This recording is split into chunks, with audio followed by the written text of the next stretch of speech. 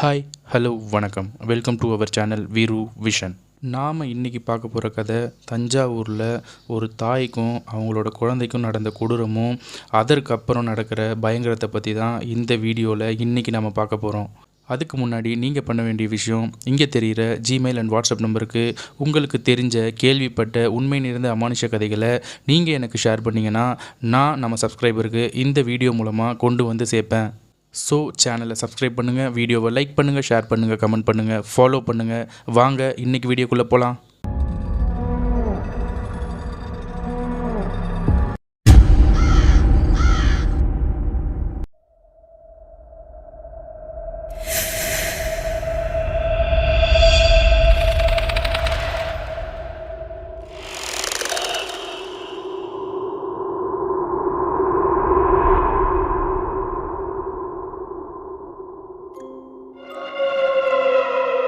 ரெண்டாயிரத்தி தஞ்சாவூர் பகுதியில் ஒரு அநாத ஆசிரமத்தில் வளர்ந்துட்டு வர பெண் தான் நந்தினி. இந்த நந்தினி பிறந்து 3 மாதத்துலேயே தன்னோட பெற்றோர்களால் தூக்கி எறியப்பட்டு இந்த அநாத ஆசிரமத்தில் வளர்ந்துட்டு வராங்க. அதே ஊரில் வசிச்சுட்டு வர குணசேகரன்ற ஒரு நபர் ஒரு வேலைக்காக அந்த அநாத ஆசிரமத்துக்கு வராரு. அந்த இடத்துல நம்ம நந்தினியை பார்த்த அந்த நாள்லேயே அவரை கல்யாணம் பண்ணிக்கணும்னு ஆசையும் படுறாரு. இப்படி ஆசைப்பட்ட குணசேகரன் அவங்க வீட்டில் போய் அவங்க அம்மா கிட்ட சொல்கிறாங்க. குணசேகரன் குடும்பத்தை பார்த்திங்கன்னா பெருசாக ஒன்றும் சொந்த பந்தங்கள்லாம் கிடையாது. அவங்க வீட்டில் வயசான அம்மாவும் அவர் கூட பிறந்த தங்கையும், அந்த தங்கைக்கும் 2 வருஷத்துக்கு முன்னாடியே கல்யாணம் ஆகி தஞ்சாவூர்லேயே வேறு ஒரு ஊரில் செட்டில் ஆகியிருக்காங்க அவங்க கணவரோட. அவங்களுக்கு ஒரு ஆண் குழந்தையும் பிறந்திருக்கு. இப்படிப்பட்ட குடும்பத்தில் தான் குணசேகரன் வாழ்ந்துட்டு வராரு.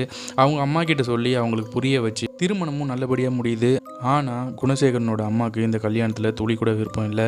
அவங்க பையன் சொன்ன ஒரே காரணத்துக்காக தான் 2 பேருக்கும் கல்யாணமும் பண்ணி வைக்கிறாங்க. இப்படியே கல்யாணமான நந்தினி அந்த வீட்டுக்கு, குணசேகரன் வீட்டுக்கு வராங்க. அவங்க அனாதையாகவே அந்த ஆசிரமத்தில் வளர்ந்துட்டு வந்ததுனால ஒரு நல்ல ஃபேமிலி கிடச்சிருக்கு, நம்ம லைஃப் நல்லா இருக்க போதுன்ற ஒரு எண்ணத்தில் அந்த வீட்டுக்குள்ளே கால் எடுத்து வைக்கிறாங்க. இப்படியே காலங்கள் உருண்டோடுது. அப்படியே அவங்க கல்யாண வாழ்க்கையும் நல்லபடியாக போயிட்டுருக்கு. இப்படியே கல்யாணம் ஆகி 8 மாதத்தில் 7 மாத கர்ப்பிணியாக இருக்காங்க. இந்த சமயத்தில் ஒரு ஞாயிற்றுக்கிழமை எல்லாரும் வீட்டில் இருக்கும்போது குணசேகரன் ஒரு சேரில் உட்காந்துட்டு இருக்காரு. சடனாக அவருக்கு ரத்த வாந்தி எடுத்து அந்த இடத்துலையே மயக்கம் போட்டும் விழுறாரு. உடனே அங்கே பதறிப்போன அவங்க அம்மாவும் பக்கத்தில் எல்லாரையும் கூப்பிட்டு அவர் ஹாஸ்பிட்டலுக்கு உடனே அழைச்சிட்டு போகிறாங்க.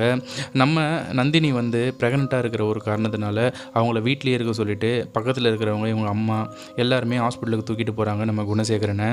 ஒரு கட்டத்தில் ஹாஸ்பிட்டலுக்கு போய் சேர்த்துட்டு அந்த டாக்டர்ஸ்லாம் என்ன சொல்கிறாங்கன்னா, உங்கள் பையனுக்கு ஒரு அறியப்படாத ஒரு வைரஸ் இருக்குது, அதாவது அறியப்படாத நோய் ஒரு தொற்று இருக்குது, அதனால் அவரை காப்பாற்றுறது ரொம்ப கஷ்டம். ஸோ நீங்கள் இதுக்கப்புறம் கடவுளை தான் வேண்டணும் அப்படின்னு சொல்லிட்டு டாக்டர் அங்கேருந்து கிளம்பிடுறாரு. அந்த டாக்டர் சொல்லி ஒரு 1/2 மணி நேரத்திலேயே நம்ம குணசேகரன் அந்த ஹாஸ்பிட்டல்லையே உயிரை விடுறாரு. இந்த விஷயம் நம்ம நந்தினிக்கு தெரிய வருது. நந்தினி இதை கேட்ட உடனே அதிர்ச்சி அடைகிறாங்க. இப்படி தன்னோட வாழ்க்கை இதோட முடிஞ்சிருச்சுன்னு நினச்ச நம்ம நந்தினி, அப்படி வேதனையில் அவதிப்படுற நந்தினி ஒரு கட்டத்தில் தன்னோட புருஷனோட நல்லடக்கம் எல்லாமே முடியுது. 1 மாதம் கழியுது. அதன் பிறகு தான் நந்தினிக்கு ஒரு விஷயம் தெரிய வருது. தன்னோட மாமியார், அதாவது குணசேகரனோட அம்மாவுக்கு பெண் குழந்தைகள்னால் சுத்தமாக பிடிக்காது.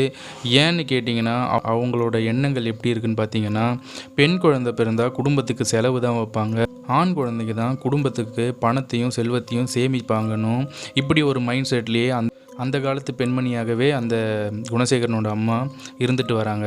இந்த விஷயத்தை தெரிஞ்ச நம்ம நந்தினி ரொம்பவும் பயப்படுறாங்க. நமக்கு எந்த குழந்தை பிறக்க போகுதுன்ற பயத்திலே இருந்தாங்க. ஒருவேளை பெண் குழந்தை பிறந்துட்டா நம்ம மாமியார், அதாவது குணசேகரனோட அம்மா என்னை ஏற்றுப்பாங்களா, என் பிள்ளையை ஏற்றுப்பாங்களா, புருஷன் இல்லாமல் நான் எப்படி என்னோடய வாழ்க்கையை நான் ஓட்டுவேன், இப்படின்ற எண்ணத்தோட இப்படியே ஒரு வழியாக அவங்களுக்கு டெலிவரியும் ஆகுது. அந்த டெலிவரி டைமில் பிறக்க போகிற குழந்தை என்னன்னு பார்த்தீங்கன்னா பெண் குழந்தை. நம்ம மாமியாருக்கு பிடிக்காதுன்னு தெரியும் நம்ம நந்தினிக்கு. இருந்தாலும் அவங்க பெற்ற குழந்தைய எக்காரணத்துக்கொண்டும் யாருக்காகவும் விட்டு கொடுக்கக்கூடாதுன்ற ஒரு முடிவில், தீர்க்கமான முடிவில் அவங்க ஸ்டடியாக இருந்தாங்க. அதனால் குணசேகரனோட அம்மா, அதாவது இவங்களோட மாமியார், தன்னை என்ன கொடுமை வேணால் பண்ணட்டும், ஆனால் இந்த குழந்தைய நம்ம வளர்த்தே தீரணுன்ற ஒரு தீர்க்கமான முடிவை எடுத்துகிட்டு அவங்க வீட்டுக்கும் வராங்க. இப்படியே காலங்கள் உருண்டோடுது. இந்த வீட்டில் பார்த்திங்கன்னா நம்ம குணசேகரன் இறந்ததுக்கப்புறம் நம்ம நந்தினியை யாருமே அவ்வளோவா பார்த்துக்கல. அந்த குழந்தை பிறந்த சமயத்தில் கூட அந்த பச்சை உடம்புக்காரின்னு சொல்லுவாங்க, அந்த டைமில் கூட இவங்களுக்கு சாப்பாடு கூட ஒழுங்காக போடலை அந்த மாமியார், அதாவது குணசேகரனோட அம்மா. இப்படியே அவங்க குழந்தைய வச்சுட்டு கஷ்டப்பட்டு தான் வளர்த்துட்டு வராங்க. ஒரு கட்டத்தில் கட்டத்தில் அந்த குழந்தைக்கு ஒரு வயசு ஆகிற நேரத்தில் இவங்க இந்த 100 நாள் வேலை திட்டம்னு கவர்மெண்ட்னால் அங்கங்கே நடத்துவாங்க. அந்த மாதிரி வேலைகள்லையும் வீட்டு வேலைகள்லையும் ஈடுபடுறாங்க. இப்படியே வேலைகளை பார்த்து தன்னோட குழந்தைய வளர்த்துட்டு வராங்க. அவங்களோட சாப்பாடு தேவைக்கும் அவங்க அந்த சம்பளத்தை யூஸ் பண்ணிக்கிறாங்க. ஒரு கட்டத்தில் இந்த மாமியார் பார்த்திங்கன்னா அவங்களோட பொண்ணு இருக்காங்கல்ல, அதாவது குணசேகரனோட தங்கச்சி, அவங்களுக்கு பேர குழந்தை தான். ஸோ அதனால் என்ன பண்ணுவாங்கன்னா, வேணுன்ட்டே நம்ம நந்தினி ஏதாவது வேலை செஞ்சுட்டு இருக்கும்போது நந்தினி பக்கத்தில் இருக்கிற சமயத்தை பார்த்து வேணுன்ட்டே அவங்க பொண்ணுக்கு ஃபோன் பண்ணி, மா இந்த மாதிரி ஒரு மூதேவி வீட்டுக்கு வந்தா, என் புள்ள போனா, அடுத்து ஒரு மூதேவி வந்திருக்கா, இன்னும் இந்த வீடு என்ன நிலைமை ஆக போகுதுன்னு இந்த மாதிரி ரொம்ப கீழ்த்தனமான வார்த்தைகளை யூஸ் பண்ணி அந்த குழந்தைன்னு கூட பார்க்காம அந்த குழந்தையையும் நம்ம நந்தினி புருஷனை இழந்த ஒரு பெண் இருக்காளே அப்படின்னு கூட யோசிக்காமல் அவங்க 2 பேரையும் ரொம்ப இழிவாக பேசி மனசளவில் ரொம்பவே கஷ்டப்படுத்துகிறாங்க அந்த குணசேகரனோட அம்மா. இப்படியே நாட்கள் மெல்ல மெல்ல நகர்ந்து போது இருக்கிற கஷ்டத்தை அனுபவிக்கிறாங்க. வீட்டில் நடக்கிற கொடுமைகளை வெளியே சொல்லாமல் தன்னோட குழந்தைக்காகவே வேலைக்கு போகிறது வாழ்கிறதுன்றத முடிவை எடுத்து நந்தினி ரொம்பவே கஷ்டப்படுறாங்க. அந்த பெண் குழந்தைக்கு 3 வயதாகுது. அந்த பெண் குழந்தையின் பேர் சீதான்னு வச்சுக்கலாம். இப்போது அந்த சீதாவுக்கு 3 வயசு. ஒரு நாள் அவங்க அம்மா வேலைக்கு போயிட்டு வீட்டுக்கு வராங்க. ரொம்ப பசியில் இருந்த குழந்தைக்கு சாப்பாடெலாம் கொடுத்து அந்த குழந்தைய தூங்க வைக்கிறாங்க. இப்படி தூங்கிட்டு இருந்த குழந்தை மாலை 6 மணி இருக்கும். நம்ம நந்தினி என்ன பண்ணுறான்னா, சரி குழந்தை தூங்கிட்டா, நம்ம போய் துணியெல்லாம் துவைச்சி மொட்டை மாடியில் காய போட்டு வந்துடலாம், குழந்தை எந்திக்கிறதுக்குள்ளே வேலையை முடிச்சிட்டோன்னா அப்புறமா ஃப்ரீ ஆகிடலாம் அப்படின்ற ஒரு மைண்ட் செட்டில் அந்த குழந்தையை தூங்க வச்சுட்டு மாடி மேலே போய் துவைச்ச துணியை எடுத்துகிட்டு மாடி மேலே போய் காய வைக்க போகிறான். இந்த நேரத்தில் கொஞ்சம் கூட எதிர்பார்க்காத விஷயம் ஒன்று நடக்குது. சடனாக அந்த குழந்தை ஏஞ்சி உட்காந்து அம்மா அம்மான்னு அழுகுது. இந்த குழந்தை அழுகிற சத்தம் நம்ம நந்தினிக்கு மாடி மேலே கேட்கல. இந்த குழந்தையும் அந்த ரூம்லேருந்து வெளியே பின்வாசல் வழியாக நந்தினி, அதாவது அந்த குழந்தையோட சீதாவோட அம்மாவை தேடிக்கிட்டே அந்த குழந்தை அம்மா அம்மான்னு சொல்லி அழுதுகிட்டே வருது, கண்ணை கசக்கிட்டு. அந்த நேரத்தில் அந்த கதவு பக்கத்தில், பின்வாசல் கதவு பக்கத்தில் ஒரு அம்மிக்கல் இருக்குது. அந்த அம்மிக்கல்லில் மிளகாய் துவையில் அரைச்சிட்டு உட்காந்துட்ருக்காங்க நம்ம குணசேகரனோட அம்மா. இந்த குழந்தை பாட்டின்னு நினச்சி தான் பக்கத்தில் போயிட்டு அழுதுகிட்டே அம்மா அம்மான்னு சொல்லி கத்திக்கிட்டு இருந்திருக்கு. இதை பார்த்து கொஞ்சம் கூட ஆறுதல் கூட சொல்லலாம் பரவாயில்ல, இந்த குழந்தைய பார்த்து அந்த குணசேகரனோட அம்மா கொஞ்சம் கூட ஈவிரக்கம் இல்லாமல் அந்த குழந்தைய பார்த்து, சனியனே இங்கே ஏன் நின்று அழுகிற, அப்படி போ, தள்ளிப்போ, தூரப்போ அப்படின்னு சொல்லி அந்த குழந்தை மேலே அவள் அரைச்சிட்டு இருந்த அந்த மிளகா துவையில எடுத்து அந்த பிஞ்சு குழந்தைன்னு கூட பார்க்காம அந்த குழந்தை முகத்திலேயே தூக்கி அடித்து அந்த குழந்தைய விரட்டி அடிக்கிற அந்த இடத்துல இருந்து அந்த பிஞ்சு குழந்தைக்கு என்னங்க தெரியும், கண்ணில் அந்த மிளகா துவையல் பட்டு அந்த கண் எரிச்சலை கூட அதால் ஒழுங்காக சொல்ல முடியாமல் அம்மா எரியுதுமான்னு சொல்லிட்டு கத்திக்கிட்டே பின்னாடியே போய் எரிச்சல் தாங்க முடியாமல் ஓட ஆரம்பிக்கிற அந்த குழந்தை. அப்படி ஓட ஆரம்பிக்கும் போது இந்த தேங்காயெல்லாம் உரிப்பாங்கள்ல, அந்த கோல் மாதிரி இருக்கும் இரும்பில், அந்த கோலை கீழே சாய்ச்சி வச்சுருந்துருக்காங்க. இந்த குழந்தைக்கு தான் கண்ணில் அந்த கொடூரமான பெண்ணுன்னு சொல்லக்கூடாதுங்க அந்த மாதிரி ஆளுங்களை, அவள் அந்த துவையில் தூக்கி கண்ணில் அடித்ததுனால அந்த குழந்தைக்கு கண் சரியாக தெரியல. ஏன்னா காரம் எரிச்சல், அந்த குழந்தையால் என்ன பண்ண முடியும், காரம் எரிச்சல், அந்த குழந்தையால் என்ன பண்ண முடியும்.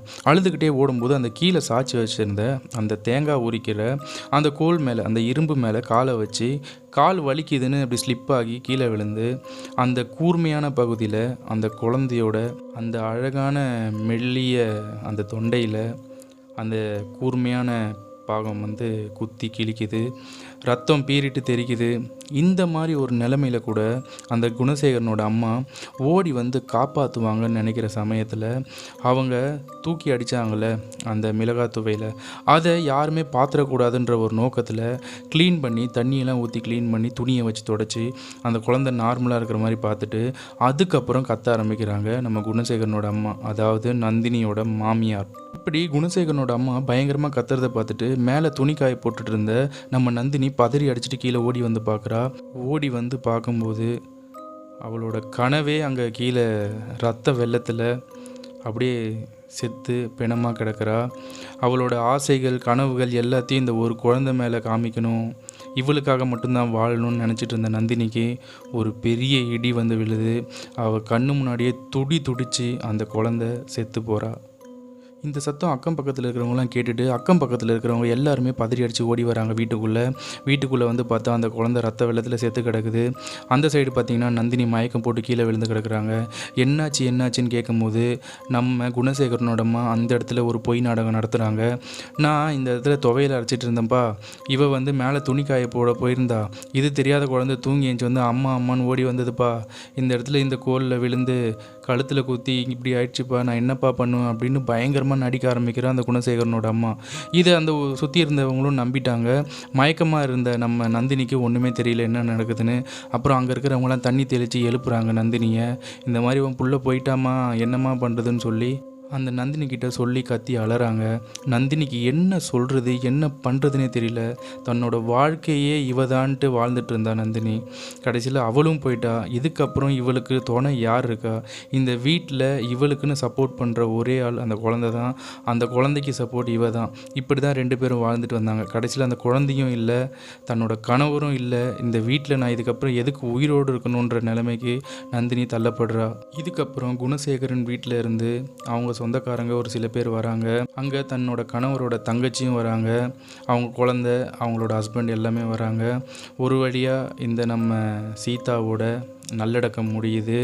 அந்த வீட்டுக்கு வந்த சொந்தக்காரங்க பக்கத்தில் இருந்தவங்க எல்லாம் அவங்கவுங்க வேலையை பார்த்துட்டு அவங்க வீட்டுக்கு போகிறாங்க. வந்தவங்க ஊருக்கு கிளம்பி போயிட்டாங்க. நம்ம நந்தினி தனியாக ரொம்ப லோன்லியாக ஃபீல் பண்ணுறா. ஒரு ரூமில் போய் படுத்துக்கிறா. 3 நாள் 4 நாள் எதுவுமே சாப்பிடலை. அந்த வீடு 1 வாரம் ஆகுது நம்ம சீதா இறந்து. அந்த 1 வாரத்தில் ஒருத்தர் கூட போய் நம்ம நந்தினியை சாப்பிட்றியான்னு கேட்கக்கூட நாதி இல்லை. அப்படிப்பட்ட ஒரு கொடுமையான இடத்துல தான் நந்தினி இத்தனை வருஷமாக வாழ்ந்துட்டு இருந்திருக்கா. அவங்க தங்கச்சி இருக்காங்களே, அதாவது குணசேகரனோட தங்கச்சி, அவங்க கூட ஒரு வார்த்தை என்னன்னு கேட்கல. பிள்ளையும் இறந்துட்டு புருஷனையும் இழந்துட்டு அந்த பெண் அந்த ரூம்குள்ளேயே 1 வாரம் வெறும் தண்ணியை மட்டும் குடிச்சிட்டு அழுதுகிட்டே தான் இருக்காங்க. அவங்களுக்குன்னு யாருமே இல்லாததை புரிஞ்சுக்கிட்டு பயங்கரமாக தேம்பி அழுகிறாங்க. அவங்க குழந்தை ஃபோட்டோவை பார்த்துட்டு அவங்க புருஷன் ஃபோட்டோவை பார்த்துட்டு ரொம்பவே வெம்பி போகிறாங்க. அவங்க வாழ்க்கையே போயிடுச்சுன்ற முடிவுக்கும் வராங்க. இப்படி நைட்டு அழுதுகிட்டே தூங்கின நம்ம நந்தினி நடுராத்திரி ஒரு 2 மணிக்கு எழுந்து சுற்றி பார்க்குறாங்க. என்ன எதுக்கு பார்க்குறாங்கன்னு அவங்களுக்கும் தெரியல. ஆனால் ஏதோ ஒரு சவுண்டு வந்து அவங்கள எழுப்பி அந்த சைடு என்னை பாருன்ற மாதிரி சொல்கிற மாதிரி அவங்களுக்கு ஃபீல் ஆகுது. நல்லா அந்த சவுண்டை வந்து உற்று நோக்கி கவனிக்கிறாங்க. அந்த சைட்லேருந்து வாய்ஸ் என்ன வருதுன்னா, அம்மா எங்கம்மா போனேன், ஏம்மா என்னை விட்டு போனேன், எனக்கு கண்ணெல்லாம் எப்படி எரியுது தெரியுமா? இந்த குரல் திரும்ப ரொம்ப மைல்டாக நம்ம நந்தினி காதுக்கு வந்து கேட்குது. இப்படி இந்த சவுண்டு கொஞ்சம் கொஞ்சமாக குறைய ஆரம்பிக்குது. நந்தினியும் அவளே தன்னைத்தானே சமாதானப்படுத்திக்கிட்டு நம்ம குழந்தை இறந்ததை நினைக்கிறதுனால தான் நமக்கு இந்த மாதிரி சவுண்ட்லாம் கேட்குது அப்படின்னு நினச்சிக்கிட்டு ஒரு ஓரமாக போய் படுத்து தூங்குறா. அடுத்த நாள் இரவும் வருது. அன்னைக்கு நைட்டு கரெக்டாக ஒரு 12 இருக்கும். தன்னோட ரூமில் படுத்து கொண்டிருக்கிற, அதாவது குணசேகரனோட அம்மா பயங்கரமான சத்தத்தில் அலறி எந்திக்கிறாங்க. அவங்க கூட அவங்க பெண்ணும் அந்த பேர பையனும் இவங்களோட மருமகனும் வெளியே படுத்திருக்காங்க. அந்த வீடே பயங்கர சத்தத்தில் எந்திரிக்க ஆரம்பிக்குது. நந்தினியும் படபடன்னு ரூம்லேருந்து ஏஞ்சி ஓடி வரா. குணசேகரனோட அம்மாவை பார்த்து என்ன ஆச்சு அத்தை அப்படின்னு அவங்க மருமகன் கேட்குறாரு. இவங்களும் என்னம்மா ஆச்சு அப்படின்னு கேட்குறாங்க. நந்தினி ஒன்றுமே தெரியாமல் அங்கே பக்கத்தில் நிற்கிறா, ஒன்றுமே புரியாமல். அப்போது நம்ம குணசேகரனோட அம்மா ஒரு விஷயத்த சொல்கிறாங்க. நான் தூங்கிட்டே இருந்தேன், சடனாக என் முன்னாடி யாரோ வந்து நின்னாங்க. ரொம்ப குள்ளமாக இருந்தாங்க, ஆனால் கருப்பாக இருந்தது. நான் கண்ணை முழிச்சு பார்க்கும்போது என் கண்ணில் எதையோ போட்டாங்க. பயங்கரமாக என் கண் எரிய ஆரம்பிச்சது. அதனால தான் இப்படி கத்துனேன். இப்போ எனக்கு அந்த எரிச்சல் இல்லை, ஆனால் ஒரு 10 நிமிஷத்துக்கு முன்னாடி எனக்கு பயங்கரமான எரிச்சல் இருந்தது. என்னால் கண்ணே திறக்க முடியல அப்படின்ற விஷயத்த தன்னோட மகள்கிட்டையும் மருமகன்கிட்டையும் சொல்கிறாங்க நம்ம குணசேகரனோட அம்மா. இப்போது இந்த வார்த்தையை நல்லா உற்று நோக்கி கவனித்த நம்ம நந்தினிக்கு ஒன்று புரிய வருது.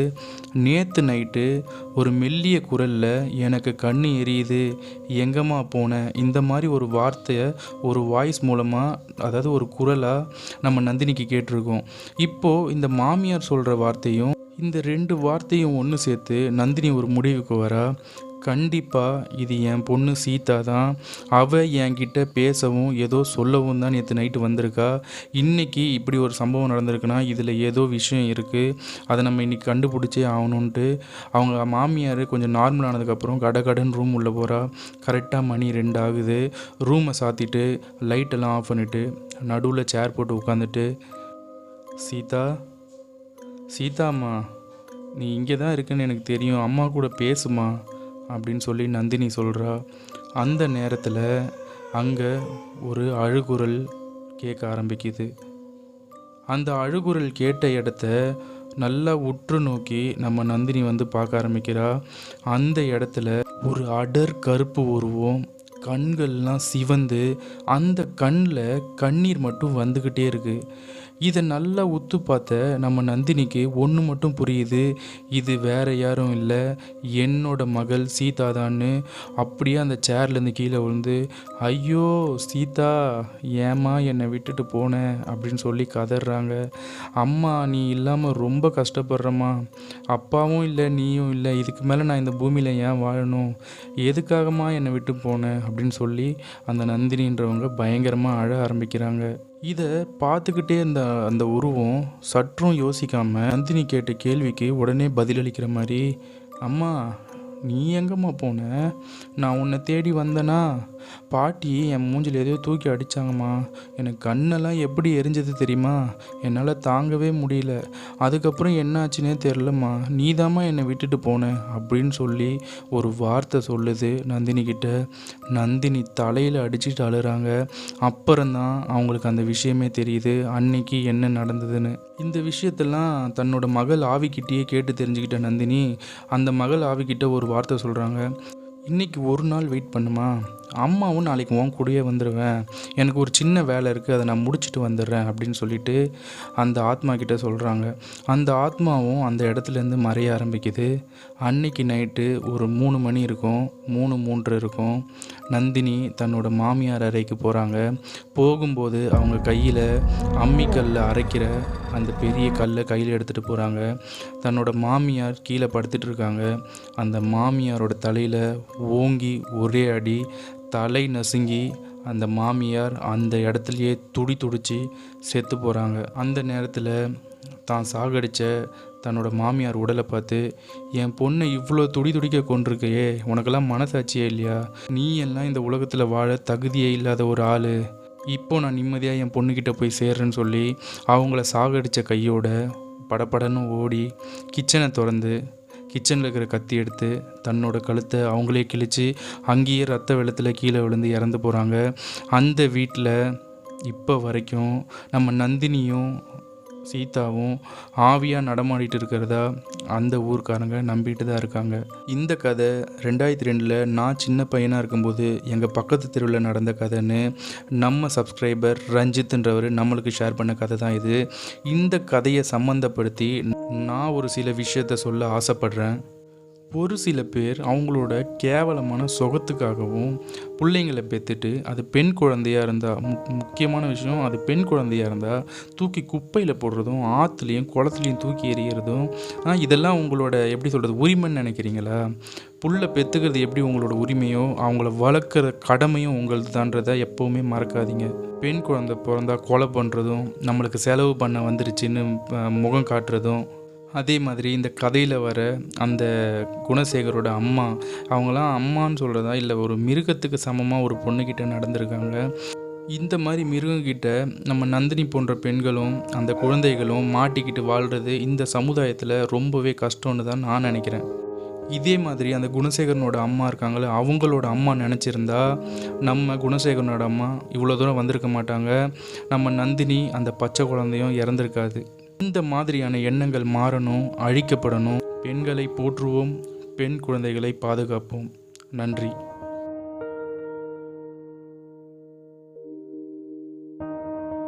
இன்றைக்கி வீடியோ கண்டிப்பாக உங்களுக்கு ரொம்ப பிடிச்சிருக்குன்னு நினைக்கிறேன். இந்த மாதிரி உண்மை நிறைந்த அமானுஷ கதைகளை நீங்கள் பார்க்கணுன்னு ஆசைப்பட்டீங்கன்னா நம்ம சேனலை சப்ஸ்கிரைப் பண்ணுங்கள், வீடியோவை லைக் பண்ணுங்கள், ஷேர் பண்ணுங்கள், கமெண்ட் பண்ணுங்கள், ஃபாலோ பண்ணுங்கள். நாளைக்கு இன்னொரு வீடியோவில் பார்க்கலாம். தேங்க்யூ, பாய்.